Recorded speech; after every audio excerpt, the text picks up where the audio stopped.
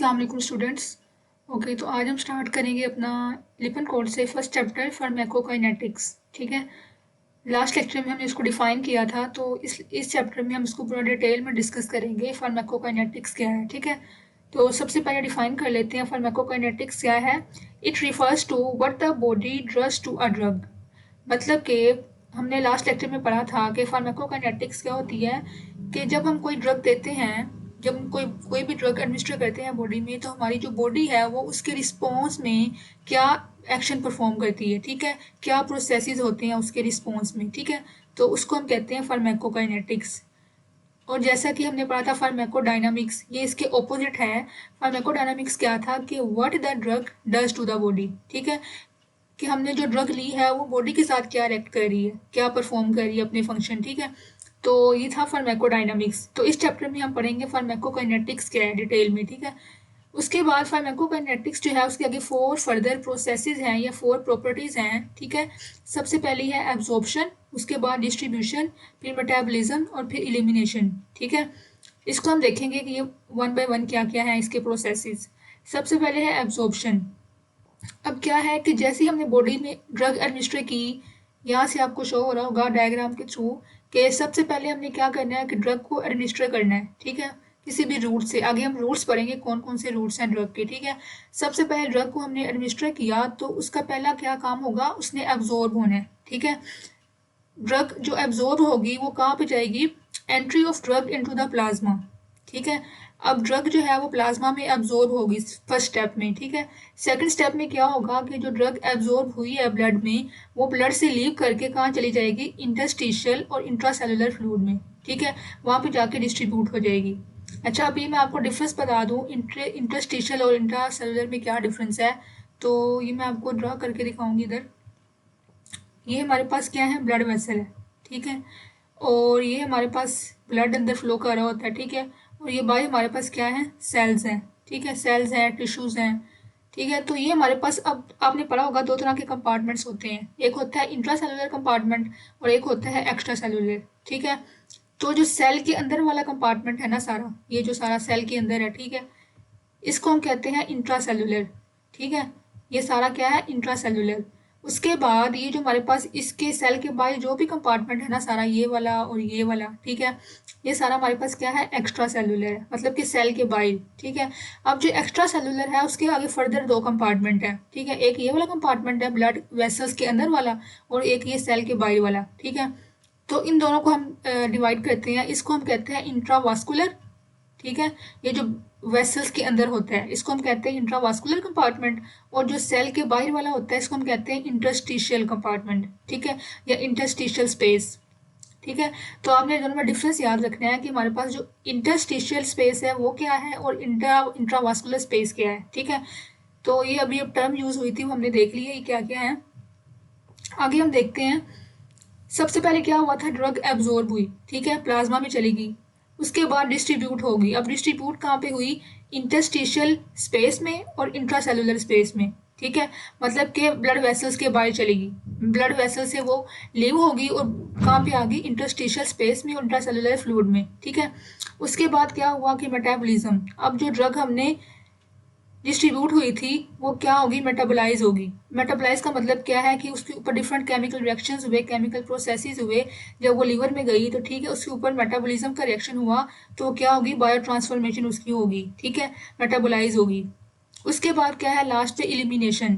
मतलब कि अब जो ड्रग मेटाबोलाइज होगी, मतलब कि वो अब लेस एक्टिव फॉर्म में कन्वर्ट होगी या वाटर सोल्यूबल फॉर्म में कन्वर्ट होगी, तो अब वो क्या होगी, बॉडी से अपना एक्शन परफॉर्म करके एलिमिनेट हो जाएगी। ठीक है, अब जो मेटाबॉलिज्म होता है तो उसके रिएक्शन में क्या बनते हैं, मेटाबोलाइट्स बनते हैं। ठीक है, कुछ केमिकल प्रोडक्ट्स बनते हैं, उसको हम कहते हैं मेटाबोलाइट्स। ठीक है, तो जो ड्रग इनएक्टिव फॉर्म में थी वो वाली जो कि यूज होगी थी हमें, हमारी जो डिस्ट्रीब्यूट होगी थी डिफरेंट टिश्यूज में। ठीक है, उसके बाद जो ड्रग बच गया इनएक्टिव फॉर्म में या जो उसने रिलीज होना है, तो इसके मेटाबोलाइट्स जो थे वो सारे क्या हो जाएंगे, बॉडी से एलिमिनेट हो जाएंगे। ठीक है, अब किस फॉर्म में एलिमिनेट होंगे, या तो यूरिन की फॉर्म में होंगे, बाइल की फॉर्म में, या फिसिस की फॉर्म में बॉडी से रिमूव हो जाएंगे। ठीक है, तो आपने ये चारों प्रोसेस जो है एक टेबल की फॉर्म में करने हैं, एक फ्लो चार्ट की फॉर्म में करने हैं। सबसे पहले क्या प्रोसेस था, एब्जॉर्प्शन। ठीक है, एब्जॉर्प्शन कैसे होती है कि जैसे ही हम कोई भी ड्रग को एडमिनिस्टर करते हैं बॉडी में किसी भी रूट के थ्रू, तो सबसे पहले क्या होगी, एब्जॉर्ब होगी। ठीक है, प्लाज्मा में।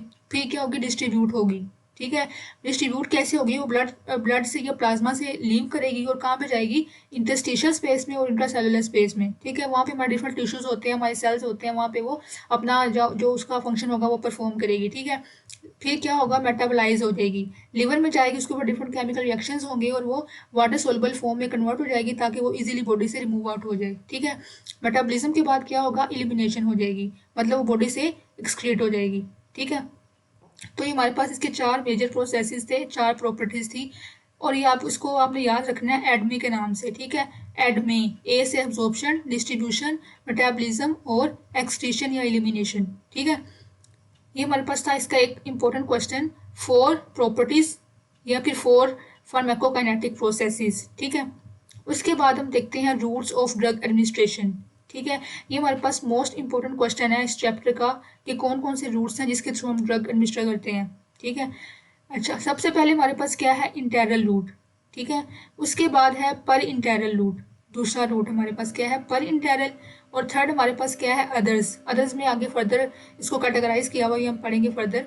तो हमारे पास बेसिकली कितने रूट्स हैं, 3 रूट्स हैं। सबसे पहले है इंटेरल, ठीक है, उसके बाद है पर इंटेरल, और थर्ड हमारे पास क्या था, अदर्स। उसमें आगे फर्दर हम पढ़ेंगे कौन कौन से आते हैं। ठीक है, अच्छा, अब इंटेरल क्या होता है, इंटेरल का मतलब है, ये लफ्ज़ निकला है इंटेरिक ट्रैक्ट से। इंटेरिक का मतलब होता है जीआई ट्रैक्ट। ठीक है, गैस्ट्रो इंटेस्टाइनल ट्रैक्ट जिसमें इन्वॉल्व होता है ना जिस रूट में, उसको हम कहते हैं इंटेरल रूट। ठीक है, मतलब कि जो ड्रग हम माउथ से देते हैं, ठीक है, माउथ क्या है, हमारा जीआई ट्रैक्ट का फर्स्ट पार्ट है ना, फर्स्ट ऑर्गन है। ठीक है, माउथ से हमारा स्टार्ट होता है GI tract, gastro intestinal tract. ठीक है, माउथ है, फिर इसोफिगस है, फिर आगे स्टमक है, फिर स्मॉल इंटेस्टाइन, लार्ज इंटेस्टाइन। ठीक है, तो ये हमारे पास क्या होता है इंटेरल रूट में कि हम माउथ के थ्रू जो ड्रग देते हैं, जो एडमिनिस्टर करते हैं, उसको हम कहते हैं इंटेरल एडमिनिस्ट्रेशन। ठीक है, आगे इसकी फर्दर कैटेगरीज हैं कि इसमें कौन कौन से रूट्स आते हैं, वो हम देखते हैं। सबसे पहले है ओरल, ठीक है, उसके बाद है सबलिंगुअल और बक्कल। ठीक है, ये 3 रूट्स हैं इसके अंदर, इंटेरल रूट के अंदर।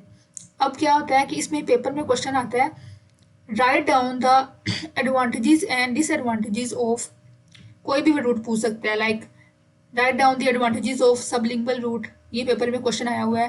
Write down the disadvantages of sublingual route. ठीक है, तो आपने क्या करना है, सबसे पहले आपने बताना है, इसको डिफाइन करना है कि रूट कौन सा होता है। ठीक है, उसके बाद आपने ना इसका टेबल करना है, अगर टेबल दिया होगा कि उसमें ना दोनों को अलग अलग लिखा हुआ, डिसएडवांटेजेस क्या है, इसके एडवांटेजेस क्या है। ठीक है, तो हम यहाँ से देखते हैं, हमने पढ़ा कि जो इंटरनल रूट है उसके आगे फर्दर 3 रूट हैं। ठीक है, ओरल, सबलिंगुअल और बक्कल। ठीक है, तो सबसे पहले हम देखते हैं ओरल।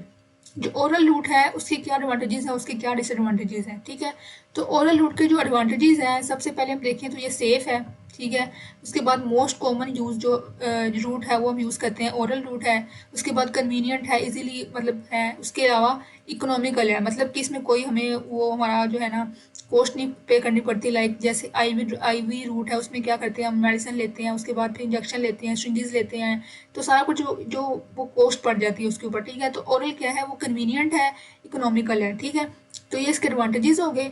उसके बाद अगर इसका देखें डिसएडवांटेजेस, तो वो क्या है कि इसकी जो एब्जॉर्प्शन है वो लिमिटेड होती है। कुछ ड्रग्स जो है वो ओरल रूट से कम एब्जॉर्ब होती हैं। ठीक है, उसके बाद इसका डिसएडवांटेज क्या है कि जो फूड है ना, फूड हम क्या कर रहे होते हैं, ओरल रूट से ले रहे होते हैं। तो जो जब हम कोई भी ड्रग लेते हैं तो जो फूड है वो साथ रिएक्ट कर जाती है, और वो फूड जो है वो उसकी एब्जॉर्प्शन को इनहिबिट कर देती है। ठीक है, उसको इफेक्ट करती है, ड्रग की एब्जॉर्प्शन को इफेक्ट करती है। ठीक है, उसके बाद क्या है, पेशेंट कंप्लायंस जो है इसमें नेसेसरी होती है इसमें, मतलब कि पेशेंट जो है वो हमें ये होता है कि जो जो हम ड्रग ले रहे होते हैं ना, उसका एक हाफ लाइफ होती है। ठीक है, मतलब उसका इफेक्ट जो है वो स्पेसिफिक टाइम के लिए रहता है, उसके बाद हमें उसकी एक नई डोज लेनी पड़ती है। ठीक है, जब तक अपना नई डोज नहीं लेंगे ना, तो उसका जो पहली वाली जो हमने डोज ली है उसका भी इफेक्ट भी कैंसिल हो जाएगा। ठीक है, तो इसमें क्या होता है कि हमने पेशेंट को कंप्लायंस हमारी ज़रूरी होती है कि उसने हमने ड्रग जो हमने पूरा रूटीन बनाई होती है डोजेस की, उसको हमने फॉलो करना होता है। ठीक है, तो इसमें कंप्लायंस जो है वो पेशेंट की जो है ना वो नेसेसिटी होती है। अगर वो नहीं लेगा कंप्लायंस के साथ या रेगुलर नहीं लेगा तो उसके जो ड्रग के प्रॉपर इफेक्ट्स नहीं आएंगे। ठीक है, एक इसका ये डिसएडवांटेज है। उसके बाद क्या है, ड्रग में be metabolised before systemic absorption. अब ये हम पढ़ेंगे एक ना, एक होता है फर्स्ट पास इफेक्ट या फर्स्ट पास मेटाबॉलिज्म। ठीक है, वो क्या होता है, ओरल ड्रग जो लेते हैं ना उसमें होता है फर्स्ट पास इफेक्ट। मैं आगे बताऊंगी आपको डिटेल में ये क्या होता है। तो जो ड्रग्स हम ओरल रूट से लेते हैं ना, उसमें फर्स्ट पास इफेक्ट होता है। और जब फर्स्ट पास इफेक्ट होता है ड्रग के ऊपर, तो उससे क्या होता है, जो ड्रग है ना वो आधी से ज़्यादा जो है वो मेटाबोलाइज हो जाती है, और कुछ ड्रग बचती है जो कि आगे जाके अपना फंक्शन परफॉर्म करती है। ठीक है, तो उसने कहा हुआ है जो ओरल रूट में क्या होता है कि हमारी जो ड्रग है ना वो ब्लड में पहुंचने से पहले ही मेटाबोलाइज हो जाती है। ठीक है, फर्स्ट पास इफेक्ट के थ्रू वो क्या होती है, मेटाबोलाइज हो जाती है। तो इसका एक ये बड़ी डिसएडवांटेज है, क्योंकि इसमें इतनी ड्रग हमारी वेस्ट हो जाती है। ठीक है, आगे आप इसकी एग्जांपल एक दो कर लें, जैसे एसिटामिनोफेन टैबलेट्स हैं, ये हम ओरल फॉर्म में देते हैं। इसके बाद अमोक्सिसिलिन सस्पेंशन है सिरप की फॉर्म में, तो ये भी ओरल है। ठीक है, तो ये हमारे पास क्या था, ओरल के एडवांटेजेस और डिसएडवांटेजेस, और साथ में आपने दो एग्जाम्पल कर लेनी है। ठीक है, नेक्स्ट हम देखते हैं सबलिंगुअल रूट। अब सबलिंगुअल रूट क्या होता है कि जो हम टंग के अंडर जो ड्रग रखते हैं ना, अंडर द टंग, ठीक है, तो वो हमारे पास होता है सबलिंगुअल रूट। ठीक है, अब ये क्या है, इसका एडवांटेज क्या है, इसका डिसएडवांटेज क्या है, ये हम देखते हैं। सबसे पहले इसका जो एडवांटेज है ना वो क्या होता है, फर्स्ट पास इफेक्ट जो है इसमें नहीं होता। ठीक है, बाईपास का मतलब होता है कि इसमें, ये इसको ना, बाईपास का मतलब है कि वो इसमें इनहिबिट है, मतलब इसमें नहीं होता। ठीक है, फर्स्ट पास इफेक्ट इसमें नहीं होता। अच्छा, सबसे पहले मैं आपको बता दूं फर्स्ट पास इफेक्ट क्या होता है। इसमें ये होता है कि जब हम कोई ड्रग लेते हैं ना, ठीक है, हमने माउथ से ली, अब वो गई स्टमक में, ठीक है, उसके बाद हो जाएगी इंटेस्टाइन में, स्मॉल इंटेस्टाइन में। ठीक है, उसके बाद वो ड्रग ड्रग जाती है लीवर में। ठीक है, लीवर में कैसे आती है, ये आपने पढ़ी होगी पोर्टल सर्कुलेशन, जो कि हमारी जो पोर्टल वेन्स होती हैं वो सारी एक नेटवर्क होता है पूरा, जो कि उस ड्रग को या हमारी फूड है उसको क्या कहाँ पे लेके आती है, लिवर के अंदर लेके आती है। ठीक है, तो जो ड्रग है वो स्टमक के बाद कहाँ आएगी, स्मॉल इंटेस्टाइन में आएगी, उसके बाद जाएगी लीवर में। ठीक है, अब लीवर जो है वो क्या करेगा, उसको मेटाबोलाइज कर देगा। ठीक है, उसके ऊपर डिफरेंट केमिकल रिएक्शंस परफॉर्म होंगे। ठीक है, उस ड्रग के ऊपर, तो उससे क्या होगा कि उससे जो जो ड्रग की जो आधी से ज़्यादा कंसंट्रेशन जो है ना वो ब्लड में जाने से पहले ही वहाँ पे मेटाबोलाइज हो जाएगी। ठीक है, तो उससे क्या होगा, जो हमारी ड्रग जो हमें चाहिए थी मेन, जो हमारी जो पहुंचनी चाहिए ब्लड के अंदर या अपने टारगेट ऑर्गन पर पहुंचनी चाहिए, तो वो बहुत कम पहुंचती है। ठीक है, उसके ऊपर फर्स्ट पास इफेक्ट हो जाता है, फर्स्ट पास मेटाबॉलिज्म हो जाता है। ठीक है, तो ये फर्स्ट पास इफेक्ट है ना, उसको हम कहते हैं फर्स्ट पास मेटाबॉलिज्म, जो कि लिवर के अंदर हो रहा होता है, डिफरेंट केमिकल रिएक्शंस हो रहे होते हैं। ठीक है, तो जब ये इसके ऊपर किसी भी ड्रग के ऊपर होता है ना, तो उससे जो ड्रग की कंसंट्रेशन है वो कम हो जाती है। ठीक है, जो उसकी बायो अवेलेबिलिटी है वो कम हो जाती है, और जो ड्रग है हमारी वो टारगेट ऑर्गन्स तक बहुत कम पहुंचती है। ठीक है, तो जब हम क्या करते हैं, ओरल रूट से, सॉरी सबलिंगुअल रूट से लेते हैं, मतलब कि जब हम अंडर द टंग रखते हैं उस ड्रग को, तो जो क्या होता है, जो ड्रग है ना हमारी वहाँ पे ब्लड वेसल्स होती हैं, जो टंग के अंडर जो होती हैं ब्लड वेसल्स लार्ज अमाउंट में होती हैं। ठीक है, तो डायरेक्टली जो है ना वो ब्लड वहीं से ब्लड के अंदर जो है ना ड्रग अब्जॉर्ब हो जाती है। ठीक है, ब्लड वेसल्स के थ्रू जो ड्रग हमने रखी होती है अंडर द टंग, वो वहीं से ब्लड के अंदर ही अब्जॉर्ब हो जाती है। ठीक है, तो ना वो जाएगी स्टमक में, ना वो जाएगी इंटेस्टाइन में, और ना फिर वो उसके ऊपर फर्स्ट पास इफेक्ट होगा। ठीक है, तो ये बाईपास करती है फर्स्ट पास इफेक्ट को। ठीक है, ये सबसे इसका बड़ा एडवांटेज है कि इसमें फर्स्ट पास इफेक्ट नहीं होता, क्योंकि ये डायरेक्टली जो है वो ब्लड वेसल्स के थ्रू वहाँ से अब्जॉर्ब हो जाती है। ठीक है, उसके बाद क्या है, it bypasses the destruction by stomach acid.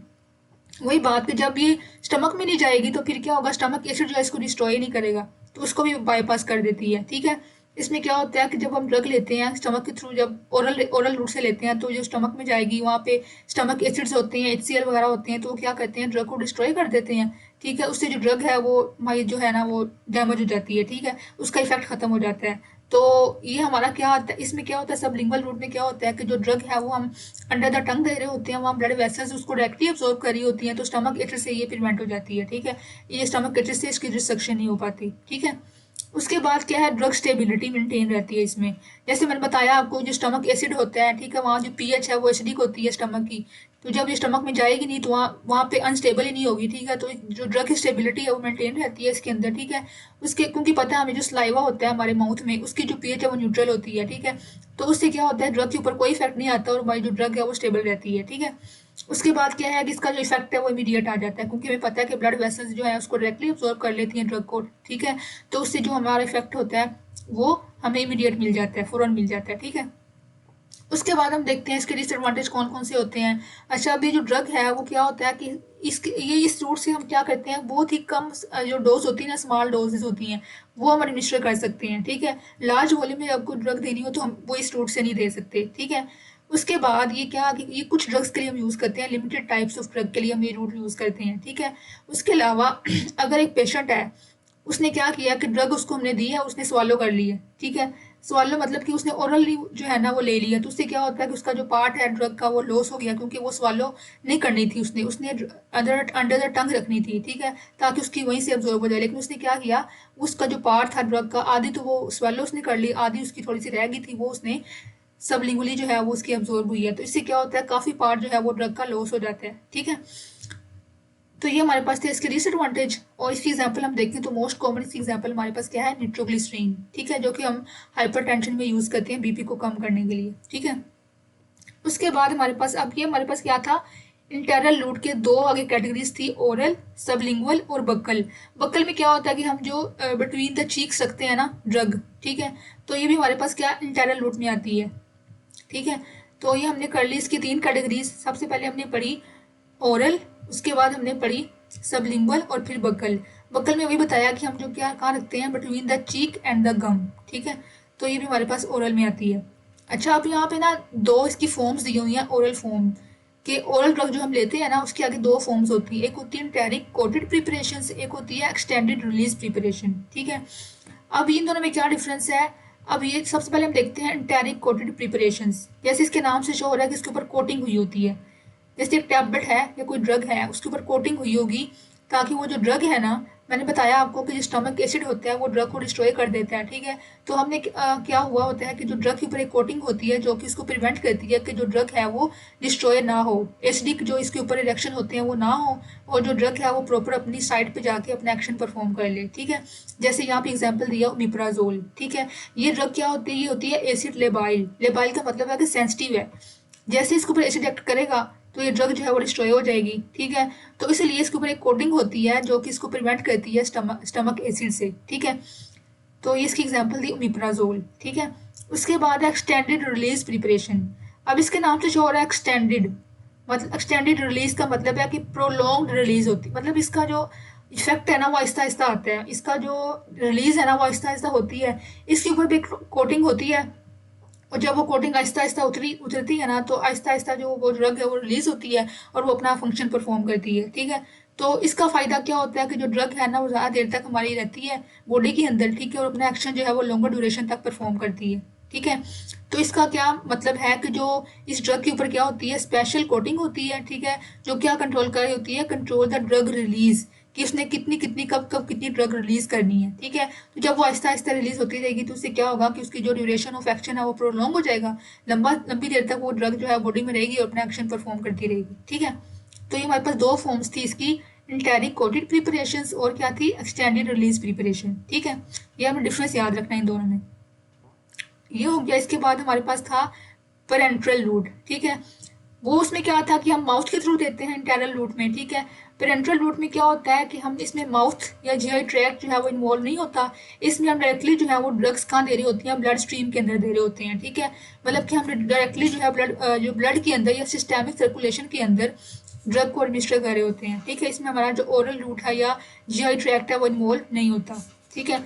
तो इसकी इंडिकेशंस क्या है कि हम इसको कब कब यूज़ करते हैं। सबसे पहले ये है कि जो ड्रग हमारे जीआई ट्रैक्ट से अब्जॉर्ब नहीं होती या फिर पूर्ली अब्जॉर्ब होती हैं या फिर अनस्टेबल होती हैं जीआई ट्रैक्ट में जाके, उनके ऊपर डिफरेंट एसिडिक रिएक्शंस होते हैं, तो वो हम क्या करते हैं, उन ड्रग्स को पेरेंट्रल रूट्स के थ्रू देते हैं, ठीक है। मतलब उनको हम इंट्राविनसली या इंट्रामस्कुलर रूट से देते हैं, ठीक है। डायरेक्टली ब्लड में दे देते हैं, सिस्टमिक सर्कुलेशन में दे देते हैं, ठीक है। पहले इसकी ये इंडिकेशन होगी। दूसरी ये है कि जो patient unable to take oral medications, मतलब वो अनकॉन्शियस हैं, उसको हम ओरल मेडिकेशन नहीं दे सकते, ठीक है। तो हम क्या करते हैं, उसको ये वाला रूट यूज करके उसको मेडिकेशन देती हैं पेरेंट्रल रूट के थ्रू, ठीक है। एक इसकी इंडिकेशन होगी। इसकी दो मेजर इंडिकेशन यही वाली हैं। सबसे पहले क्या थी कि जो जीआई ट्रैक से अब्जॉर्ब नहीं होती या पूरी अब्जॉर्ब होती है, और दूसरी हमारे पास क्या है कि जो पेशेंट अनकॉन्शियस होते हैं या ओरल मेडिकेशंस नहीं ले सकते, तो उसके लिए हम क्या यूज करते हैं, पेरेंट्रल रूट, ठीक है। अच्छा, अब इसके फर्दर कौन कौन से हमारे पास रूट्स हैं, मेजर रूट्स। सबसे पहले है इंट्रावास्कुलर, उसके बाद है इंट्रामस्कुलर, फिर सबक्यूटेनियस और फिर इंट्राडर्मल, ठीक है। इंट्रावास्कुलर में क्या है कि जो वेसल्स के अंदर देते हैं डायरेक्टली, ठीक है। अब वेसल्स कौन कौन सी होती हैं, आर्टरीज हमारी वेसल्स हैं, हमारी वेन्स जो हमारी वेसल्स हैं, ठीक है। तो इंट्रावेनस अगर वेन्स के अंदर देंगे, इंट्रा आर्टीरियल अगर आर्टरीज में देंगे, ठीक है। इसी तरह हमारे पास क्या है, इंट्रामस्कुलर अगर मसल्स के अंदर देंगे, ठीक है। इस तरह हमारे पास क्या है, सबक्यूटेनियस, ये हमारी स्किन की एक लेयर है, सबक्यूटेनियस लेयर, अगर हम उसके अंदर इंजेक्ट करेंगे डायरेक्टली ड्रग को, तो वो कौन सा रूट होगा, सबक्यूटेनियस रूट होगा। इस तरह हमारे पास क्या इंट्राडर्मल, डर्मल क्या है, हमारे पास डर्मिस लेयर होती है स्किन की, तो हम उसके अंदर देते हैं डर्मिस लेयर के अंदर, ठीक है, तो वो होगा इंट्राडर्मल, ठीक है। तो बेसिकली हमारे पास ये 4 रूट्स होते हैं, पेरेंट्रल रूट्स कौन कौन से हैं, इंट्रावास्कुलर, इंट्रामस्कुलर, सबक्यूटेनियस और इंट्राडर्मल, ठीक है। अब इनको हम देखते हैं इसके क्या क्या एडवांटेजेस हैं और क्या क्या डिसएडवांटेजेस हैं और इनके एग्जाम्पल क्या क्या हैं, ठीक है। तो ये भी हम टेबल से देखते हैं। सबसे पहले हम देखते हैं इंट्रावीनस, ठीक है। इंट्रावीनस का क्या होता है कि इसका सबसे पहला जो मेन एडवांटेज है वो क्या है, इसका इमीडिएट इफेक्ट आता है, ठीक है, क्योंकि इसको हम डायरेक्टली वीन के अंदर देते हैं, ब्लड के अंदर देते हैं, ठीक है। तो ये क्या करता है, अपना फौरन जाके फंक्शन परफॉर्म कर देता है, इमीडिएट इफेक्ट आता है इसमें, ठीक है। इसी तरह अगर हमारे पास लार्ज वॉल्यूम में हमें डोज देनी है, कोई ड्रग देनी है, तो हम क्या कौन सा रूट यूज करेंगे, इंट्रावीनस, ठीक है। और उसके बाद क्या है कि अगर कोई सब्सटेंस या कोई ड्रग ऐसी है जो इरिटेटिंग है, जो हमारे स्टमक को इरिटेट कर रही है, तो हम क्या करेंगे, उसको इंट्रावेनसली जो है उसको एडमिनिस्टर कर देंगे, ठीक है। और इसके अलावा क्या है, हमने बताया कि इसका जो इफेक्ट है वो इमीडिएट होता है, तो हम इसको कब यूज़ करते हैं, इमरजेंसी सिचुएशन में यूज़ करते हैं, ठीक है। उसके अलावा क्या है, डोज टाइट्रेशन इसमें हम करते हैं, मतलब कि ये जो ड्रग्स होती हैं वेन के अंदर देते हैं या ब्लड के अंदर देते हैं डायरेक्टली, उसको हम क्या करते हैं, डाइल्यूट करते हैं पहले, ठीक है। डाइल्यूशन के बाद या टाइट्रेशन के बाद डोज बना के पूरी उसकी फिर हम उसको एडमिनिस्टर करते हैं, ठीक है, क्योंकि अगर इसको ऐसे कंसनट्रेटेड फॉर्म में देते हैं तो वो रिएक्शन कर देती है, ठीक है, और डिफरेंट एडवर्स रिएक्शन परफॉर्म करके ना डेथ भी कोज कर सकती है, ठीक है। तो हम क्या करते हैं, इसमें टाइट्रेशन करते हैं डोजेज की अकॉर्डिंग या उसकी पेशेंट की एज के अकॉर्डिंग क्या करते हैं, उसको उसको डाइल्यूट करते हैं और फिर एडमिनिस्टर करते हैं, ठीक है। तो ये हमारे पास इसके मेन एडवांटेजेस थे। उसके बाद अगर देखिए इसके डिसएडवांटेज कौन कौन से होते हैं, तो सबसे पहले क्या है कि ये अनसूटेबल फॉर ऑयली सब्सटेंसेस, ठीक है। ऑयली सब्सटेंसेस जो होते हैं, ये ऑयली ड्रग्स होती हैं, वो इस रूट से हम नहीं देते, वो किस रूट से देते हैं, वो हम देते हैं इसको इंट्रामस्कुलर रूट से देते हैं, आगे हम पढ़ेंगे, ठीक है। उसके अलावा क्या है कि अगर हम बोलस इंजेक्शन देंगे, मतलब हमने एकदम से इसको इकट्ठा कोई दे दिया, काफी ज्यादा ड्रग दे दी, बोलस फॉर्म में दे दी, ठीक है, तो उससे क्या हो जाता है, उससे एडवर्स रिएक्शन आ सकते हैं, ठीक है। हमने क्या करना है, इसको हमने स्लोली स्लोली देना है, ठीक है। हमने इमीडिएटली उसको पुश नहीं कर देना, हमने क्या करना है, स्लोली स्लोली इसको इंजेक्ट करना है ड्रग को, ठीक है। उसके अलावा क्या है, हमने इसमें स्ट्रिक्ट एसेप्टिक टेक्निक यूज करनी है, मतलब हमने प्रॉपर टेक्निक जो होती है, इसका एक ये डिसएडवांटेज होता है कि इस रूट को यूज करने के लिए क्या होता है कि हमें स्किल पर्सन की जरूरत होती है, क्योंकि एक आम बंदा जो है वो तो आईवी नहीं लगा सकता ना, इंट्रावेनसली ड्रग नहीं दे सकता, ठीक है। तो इसके लिए क्या होता है, प्रॉपर टेक्निक चाहिए होती है, वो भी एसेप्टिक टेक्निक, ठीक है। हमने प्रॉपर मयस लेके उसको ये टेक्निक यूज करके फिर हमने ये रूट यूज करना होता है, ठीक है, ताकि इन्फेक्शन ना हो और आगे फर्दर जो है वो स्प्रेड ना कर दे ब्लड के अंदर इन्फेक्शन, ठीक है। तो ये हमारे पास थे इसके डिसएडवांटेज। और एक एग्जाम्पल हम करें तो क्या है, वैंकोमाइसिन या हेपरीन, ठीक है, इसमें से आप कोई भी एक कर लें। उसके बाद हमारे पास है इंट्रामस्कुलर। अब इंट्रामस्कुलर क्या है कि जो मसल्स के अंदर देते हैं, ठीक है। ये आगे हम पढ़ेंगे इनके एंगल्स कौन कौन से होते हैं, इंट्रावेनस का एंगल कौन सा होता है, जो हम लगाते हैं इंजेक्शन, उसका इंट्रामस्कुलर का कितना होता है, सबकुटेनियस का कितना होता है, ठीक है। तो ये हम आगे पढ़ेंगे एंगल्स। अभी हम पढ़ते हैं इसके एडवांटेजेस और डिसएडवांटेजेस, ठीक है। सबसे पहले इसके क्या है एडवांटेजेस। अब ये हमने कहा था कि जो लार्ज वॉल्यूम की ड्रग होती है वो हम यूज करते हैं इंट्रावेनसली रूट के थ्रू, ठीक है। लेकिन जो मॉडरेट अमाउंट में हमने ड्रग देनी हो, वॉल्यूम में देनी हो, ठीक है, तो उसके लिए हम कौन सा रूट यूज करते हैं, इंट्रामस्कुलर, ठीक है। इसी तरह अगर कोई ऑयली ड्रग्स होती हैं या ऑयली सब्सटेंसेस होती हैं, तो उसके लिए भी हम क्या यूज करते हैं, इंट्रामस्कुलर रूट, क्योंकि हमें पता है हमारी जो मसल्स होते हैं उनमें अंदर फैटी लेयर्स होती हैं, ठीक है, फैट्स वगैरह होती हैं, तो वो क्या करते हैं, जल्दी जो है ड्रग को एब्जॉर्ब कर लेते हैं, जो ऑयली ड्रग्स होती हैं, ठीक है, तो उससे भी उसका इफेक्ट इमीडिएट आ जाता है, ठीक है। इसके अलावा क्या है कि अगर कोई पेशेंट जो है वो चाहता है कि वो सेल्फ एडमिनिस्टर करे ड्रग को, तो उसके लिए कौन सा रूट प्रेफरेबल है, इंट्रामस्कुलर है एज कम्पेयर टू इंट्रावीनस, ठीक है। ये इसके हो गए एडवांटेजेस। उसके बाद हम देखें तो इसके क्या डिसएडवांटेजेस हैं, वो ये है कि सबसे पहले जो इंट्रामस्कुलर रूट अगर यूज करें ना हम ड्रग के लिए, ठीक है, तो वो क्या करेगा, हमारे डिफरेंट जो लैब टेस्ट होते हैं उसके ऊपर जाके इफेक्ट करेगा, ठीक है। कुछ ऐसे टेस्ट हैं जैसे क्रिएटिनिन का इनेज है, ये क्या होता है, ये हमारे मसल से प्रोड्यूस हो रहा होता है क्रिएटिन, ठीक है।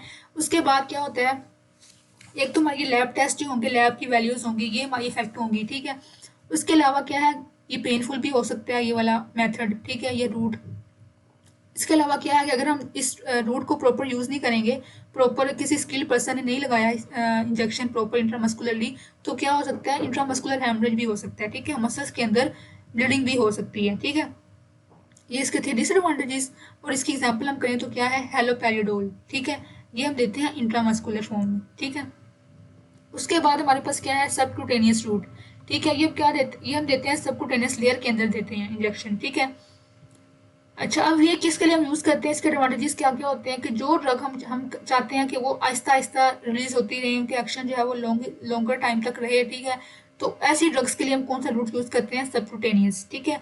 It is suitable for the slow release drugs, ठीक है? कि जो ड्रग्स हम चाहते हैं आहिस्ता-आहिस्ता रिलीज़ होती रहें, ठीक है? अपना फंक्शन परफॉर्म करती रहें आहिस्ता-आहिस्ता, ठीक है?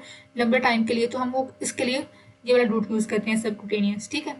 उसके बाद इसका जो डिसएडवांटेज है वो क्या होता है कि ये पेन भी कॉज कर सकता है, नेक्रोसिस कॉज कर सकता है, ठीक है? और ये इरिटेटिंग भी होता है। उसके अलावा लार्ज वॉल्यूम के लिए ये जो रूट है वो क्या है, अनसूटेबल है, ठीक है? कि हम स्मॉल स्मॉल डोज देनी हो, हमने स्मॉल वॉल्यूम में देना होता है, तब भी हम ये रूट यूज़ करते हैं सबक्यूटेनियस, ठीक है? उसकी एग्जांपल हमारे पास क्या है, एपिनेफ्रीन, इंसुलिन, मोस्ट कॉमन जो हमें पता है कि जो हम देते हैं सबक्यूटेनियसली इंसुलिन डायबिटिक पेशेंट को, ठीक है?